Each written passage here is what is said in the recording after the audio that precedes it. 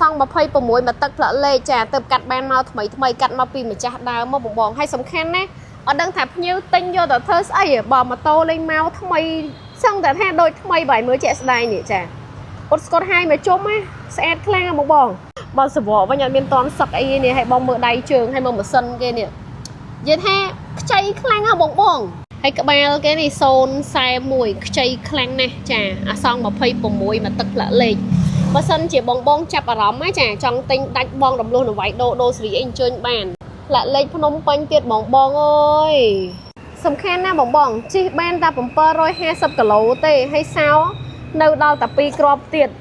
សាហាវខ្លាំងហ្មងនេះបងឯងអញ្ជើញមើលចាក់ស្ដែងខ្លួនឯងបានសូម្បីតែថងក៏ម្ចាស់គាត់មិនទាន់បោះចោលដែរហើយ